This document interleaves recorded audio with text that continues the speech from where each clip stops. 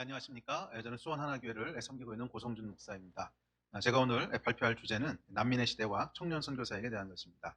선교에는 패러다임이라고 하는 것이 있죠. 그런데 패러다임이라고 하는 것은 항상 유효기간이 있죠. 영원한 것이 아닙니다. 그 시대적인 상황에 의해서 그 시대에 주어진 과업을 끝내기 위해서 저희들이 사람들이 만들어내는 것이 패러다임이죠. 패러다임에 대한 것들을 살펴보기 위해서는 이 시대의 중요한 키워드들이 무엇인지를 살펴보는 것이 필요합니다. 그런 이제 분석 위에서 청년 선교사역과 또 난민의 시대가 어떤 의미를 갖는가 하는 것들을 조심스럽게 나눠보려고 합니다. 이 시대의 중요한 키워드들이 몇 가지가 있습니다. 우리가 잘 알고 있는 키워드인데요. 첫 번째는 이슬람의 부흥이라고 하는 키워드가 있습니다. 두 번째는 난민이라고 하는 키워드가 있을 겁니다. 2011년도에 시리아 내전으로 촉발된 난민 사태는 난민의 시대라는 말이 나올 정도로 큰 영향을 미치고 있습니다. 이 난민으로 말미암아 유럽이 이제 국경들을 닫기 시작했고, 또 미국 같은 경우에도 민족주의자들이 어떤 정치적인 파워를 얻기 시작하고 하는 이런 일련의 이야기들이 난민으로부터 촉발되죠. 또 난민이라고 하는 것은 우리가 해결해야 될 수많은 이 시대의 선교적 과업 가운데 중심에 있는 용어 중에 하나일 것입니다. 또 하나는 도시화라고 하는 이제 키워드도 있고요. 네 번째는 세속화입니다. 모든 종교들이 지금 세속화라고 하는 물결을 피하기가 어렵습니다. 그것은 기독교뿐만이 아니라 이슬람도 마찬가지입니다. 그것은 또 다른 기회가 될 수 있습니다. 서구 기독교의 쇠퇴와 아시아 교회들의 부흥이라고 하는 것도 중요한 포인트가 될 것입니다.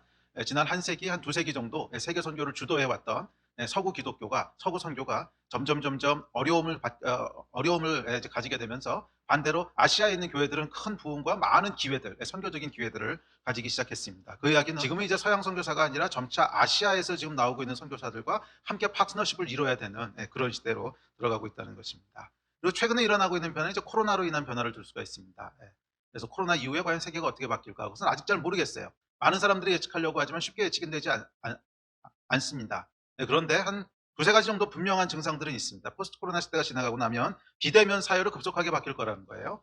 그런 의미에서 어떤 선교적인 툴들도 비대면 선교라고 하는 툴들이 많이 개발될 것이고 우리가 적극적으로 이용하지 않을까 생각을 합니다. 또 경제적으로 위축될 것은 분명합니다. 경제적으로 어려운 시대를 어떻게 우리가 헤쳐나갈 것인가. 그런 의미에서 이 비즈니스 에즈 미션이라고 하는 것이 중요한 어떤 포인트가 될 수 있다고 믿습니다. 그리고 마지막으로 통제 사회로 진입이 있습니다. 그래서 이 통제된 사회 속에서 어떻게 복음을 전할 것인가에 대한 연구도 필요한 것 같습니다.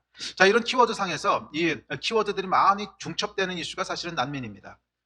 난민의 이슈인데 2011년도에 시리아 내전으로 촉발된 본격적인 난민 사태는 엄청나게 많은 선교적인 기회를 열고 있습니다.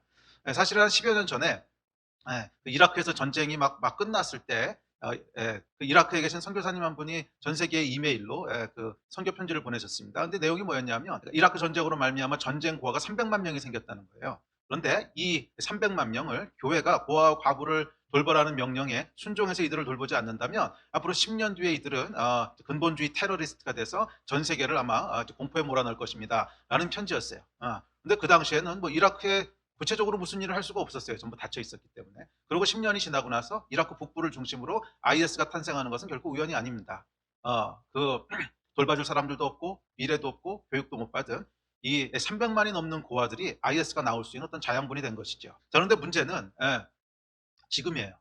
지금은 그때 거의 10배에 달하는 전쟁 고아들이 있습니다. 그 얘기는 약 3천만 명 정도 되는 난민 아이들이 있다는 거예요. 교육받을 기회도 없고 돈도 없고 아무것도 없는 아이들. 이 아이들이 과연 10년 뒤에 어떻게 될 것인가. 지금 IS와는 비교도 할 수 없는 그런 혼란을 초래할 수 있습니다. 그러나 반대로 지금은 교회들이 접근할 수 있는 지역들이 있다는 거예요. 그것이 10년 전과의 차이점입니다. 지금은 누구나 접근할 수 있는 지역들에 이 아이들이 있기 때문에 교회가 이 아이들에게 접근해서 교육과 복음과 직업을 제시할 수 있다면 과거와는 전혀 다른 기회가 될 수 있습니다. 그러나 이 기회를 놓치게 된다면 10년 뒤에 우리는 이라크 사태의 10배에 해당하는 큰 혼란과 큰 어떤 어려움을 맞게 될 수도 있습니다. 그래서 이 난민 아이들을 보면서 제 안에 이 비즈니스 에즈 미션의 더 큰 어떤 필요들, 또 더 많이 사역할 수 있는 기회들을 보게 됩니다. 그 난민이라고 생각하면 많은 분들이 초기 난민을 생각하셔서 뭐 담요 갖다 주고 먹을 거 갖다 주고 이런 걸 생각하시는데 아니요, 여러분. 그것은 초기 난민 단계에서 한 6개월에서 1년 사이의 일이고 한 1년 지나고 나면 이들이 다 정착민이 됩니다. 근데 정착민이 되고 나면 가장 큰 필요가 뭘까? 가장 큰 필요는요, 두 가지를 딱 이야기합니다. 이 난민들한테 물어보면 두 가지를 얘기하는데 하나는 자녀들 교육 문제에 대한 얘기를 하고 두 번째는 직업 문제를 얘기합니다. 먹고 사는 문제. 그래서 사실은 지금 선교적으로 가장 많은 필요가 있는 것은 어떻게 아이들을 교육할 것이고 어떻게 이들에게 직업을 줄 것인가 하는 문제입니다. 그래서 저희도 이제 한 10여 년째 난민 사역을 해오면서 저희가 NGO를 하나 시작했습니다. NGO를 하나 시작해서 직업 교육하는 것들을 시도하고 있습니다. 그런데 굉장히 효율적입니다. 그 자금은 사실 한국 정부라든지 여러 NGO 자금들을 사용해서 선교지에 있는 아이들이 미래에 직업을 가질 수 있도록 직업 훈련을 시켜주고, 또 직업 훈련은 단순한 직업 훈련으로 끝나서는 안 되죠. 끝나고 나면 반드시 직업을 가질 수 있도록 해줘야 됩니다. 그래서 아주 총체적인 역량이 필요합니다. 예를 들면은 그 직업 훈련을 시킬 때 무조건 우리에게 기술이 있다고 기술을 가르쳐 주는 것이 아니라, 이 기술을 배우고 나면 그 지역에서 직업을 가질 수 있는지에 대한 시장 조사부터 들어가야 됩니다. 훈련을 받고 나면 어떤 직업을 가질 수 있는지를 조사를 먼저 하고, 그 데이터를 가지고 그 직업 훈련을 시작할 수 있죠. 그래서 원래 직업 훈련을 시작하려고 했는데 이제 여러 가지 문제들이 생겼습니다. 코로나가 이때 발생하면서 모든 것이 올스탑돼서 좀 미뤄지긴 했는데, 이런 것들이 이제 비즈니스적인 비즈니스 선교에 더 큰 기회를 제공하고 있습니다. 그래서 지금 훈련부터 시작을 해서 교육 문제, 그리고 이 아이들이 그러니까 먹고 살 수 있는 직업 문제까지가 연결되어 있는 총체적인 과업들이 우리 앞에 있습니다. 그리고 감사한 것은 난민들이 이 기독교에 대해서 마음이 많이 열려 있다는 거예요. 그 난민이 되기 전에 시리아에 이분들이 있을 때는 아무리 복음을 전해도 뭐 개종자는 거의 없었습니다. 거의 없었는데 그 난민 사태가 발생하고 나서 지난 10년 사이에 제가 아는 예만 보더라도 수만 명씩 개조한 예들이 있어요. 예를 들어서 제가 아는 어떤 한 나라에 로컬 교회 목사님이 계신데 난민들만 섬겼어요. 시리아 난민하고 뭐 이라크 난민들하고 난민들만 섬겨서 한 6, 7년 사이에 한 교회에서 나온 개종자만 5만 명이 넘었습니다. 근데 이런 소식들이 이제 심심치 않게 들려옵니다. 그 이야기는 지금 하나님께서 난민들 가운데 많은 선교의 문들을 여시고 있다는 거예요. 그래서 이분들이 했던 사역은 초기 난민을 돕는 거였습니다. 그냥 먹을 거 주고 잠잘 자리를 제시하고 뭐 이런 거였는데, 너무 쉽게 마음을 열고 너무 쉽게 예수님께로 돌아오기 때문에 사실 믿어지지 않을 정도예요. 그래서 중동에서 사역하시는 많은 분들은 1400년 이슬람 역사 동안에 처음 일어난 일이라고 입을 모읍니다. 그리고 정말 지금은 추수와 부흥이 시작됐다고 얘기합니다. 그래서 그 다음 스텝은 뭐냐면 이제 비즈니스적인 사역들이 들어가야 될 타이밍이에요. 지난 한 7년, 8년, 10년 동안에 초기 난민들을 돕고, 또 이제 먹을 걸 주고 잠자리를 주고 하는 사역을 통해서 많은 개종자들이 나왔다면, 이제 그들이 먹고 살 수 있는 비즈니스적인 플랫폼을 만들고 또 비즈니스를 시작함으로 말미암아 훨씬 더 많은 열매들을 거둘 수 있는 그런 스테이지로 들어가고 있습니다. 저희가 새롭게 고민해보고 또 시도해야 될 아주 중요한 타겟이라고 믿습니다. 난민들이 가장 많은 지역은 어딘가? 조금 이제 보안 문제가 있긴 한데요. 뭐 그냥 통계적인 자료만 말씀드리겠습니다. 시리아에서 난민이 1000만 이상이 발생했는데, 이 난민들이 주로 어디냐면 한 세 나라에 주로 몰려 있습니다.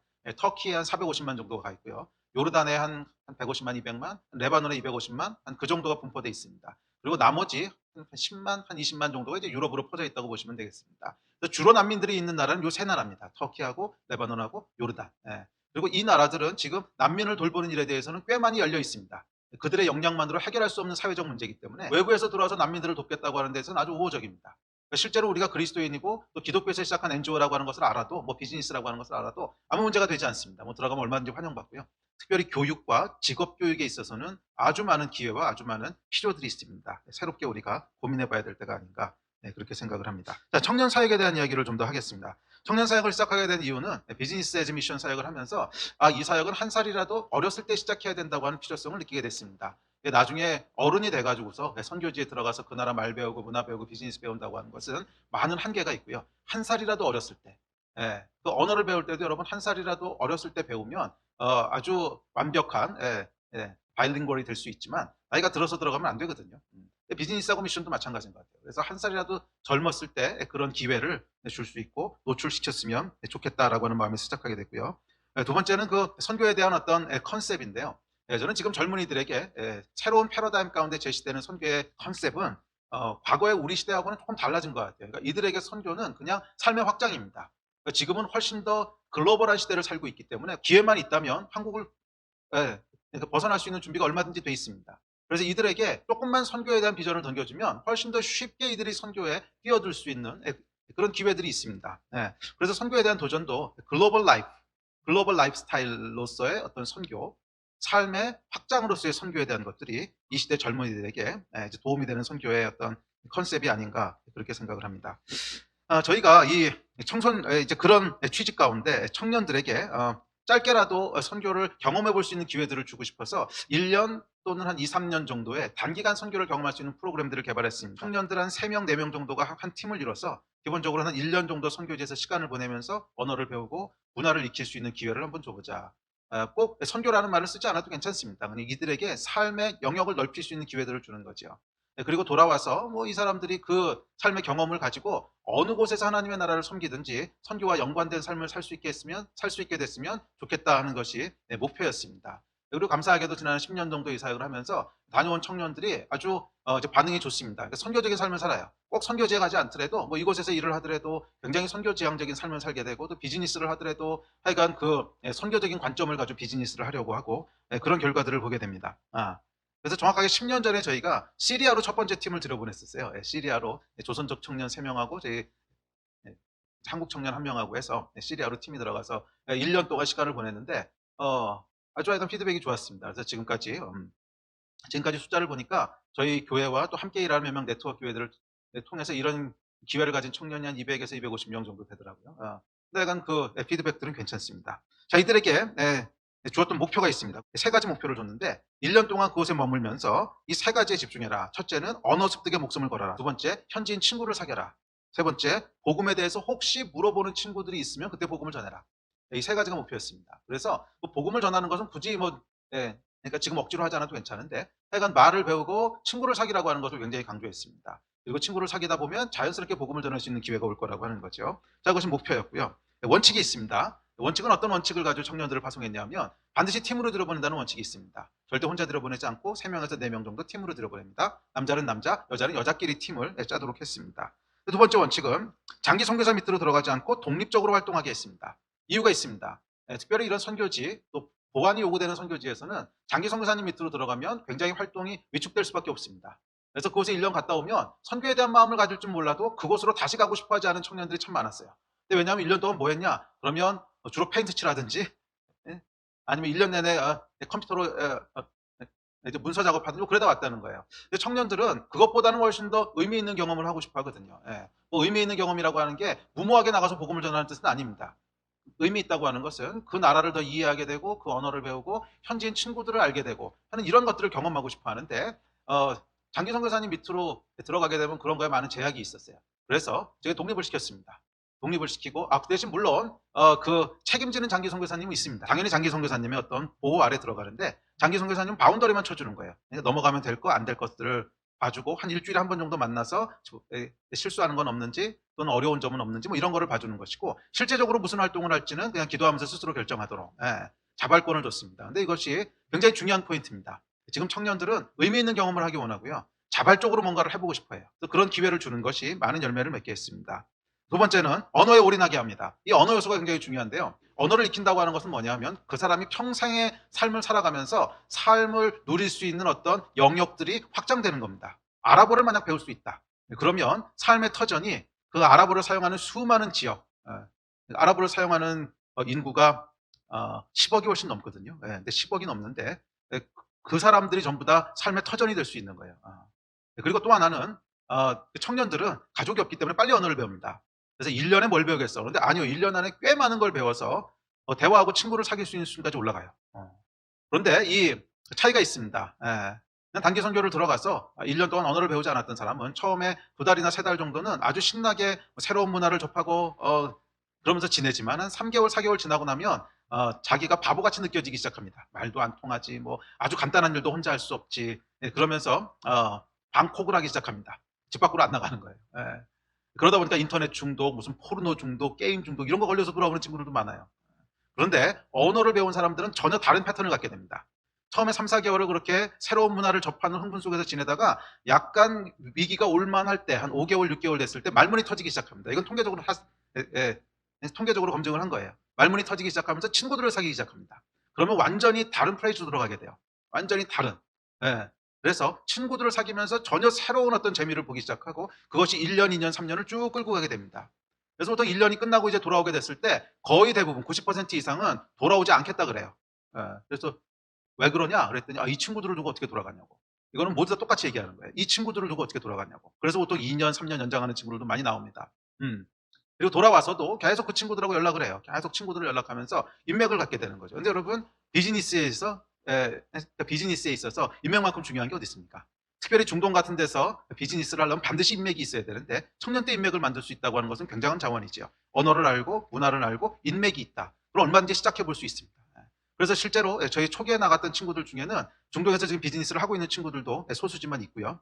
또 그런 비즈니스를 계획하고 꿈꾸는 친구들도 있습니다. 그게 현실화될 수 있었던 것은 언어와 인맥이 있기 때문에 그런 거죠.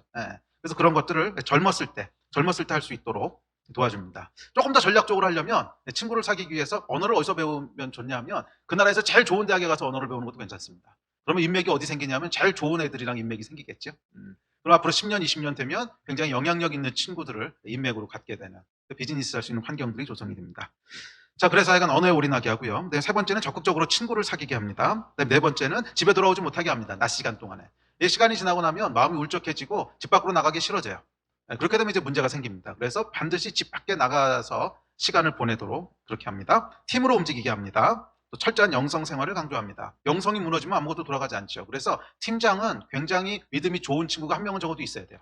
그래서 그 친구가 영적으로 분위기를 끌고 가도록 합니다. 훈련은 제가 짧게 합니다.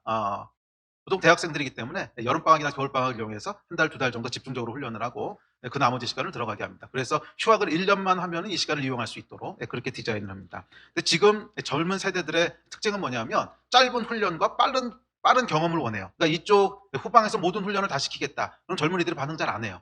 그러니까 아주 짧은 훈련만 하고 실제 훈련은 그냥 필드에서 이루어지도록, 그리고 그 대신 스피릿을 아주 강하게 집어넣는 것이 어떤 팁이 될 수 있겠습니다.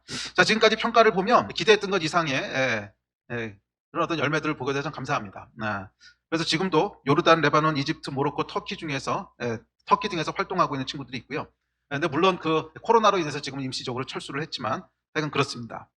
또 장기 선교사로 헌신한 친구들, 현지 취업을 한 친구들, 또 현지에서 비즈니스를 시작한 친구들, 또 난민 NGO에서 일하는 친구들, 뭐 이런 친구들이 열매로 나와 있고요. 자, 청년들을 어떻게 동원할 것인가? 청년들은 사명이 아니라 의미를 가지고 지금 도전해야 될 때입니다. 지금 세대는 해야 된다고 하는 당위성보다는 그것이 무슨 의미가 있고 나에게 어떤 재미가 있는가에 반응하는 세대입니다. 그래서 과거처럼 눈물 흘리는 전략은 잘 안 먹혀요. 그게 아니라 저거 정말 해볼 만한 일이네, 하고 싶네 하는 마음들이 동원될 수 있도록, 그렇게 하기 위해서는 경험하는 것이 중요합니다. 그래서 말을 많이 하는 것보다는 빨리 경험할 수 있도록 해주는 그런 선교 전략들이 잘 먹히고요. 또 청년들은 틀에 박힌 일보다는 창의적인 일에 관심이 있습니다. 그래서 틀에 박힌 일을 이 아이들을 그냥 뭐 도우미처럼 사용하는 것이 아니라 창의적으로 일할 수 있는 기회들을 계속 주는 거죠.